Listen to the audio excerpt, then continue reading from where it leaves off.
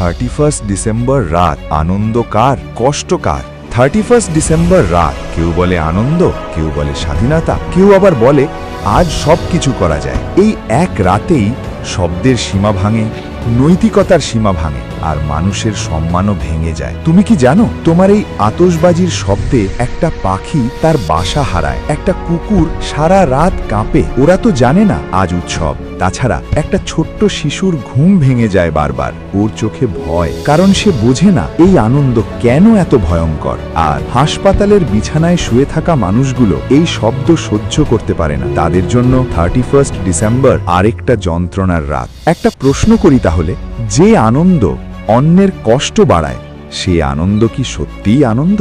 নতুন বছর আসুক শব্দে নয়, শান্তিতে, নেশায় নয়, মানবিকতায়, অপমান নয়, সম্মানে। উৎসব করো কিন্তু সীমা রেখে, আনন্দ করো কিন্তু কাউকে কাঁদিয়ে নয়। এই 31শে ডিসেম্বর মানুষ হও, দায়িত্বশীল হও।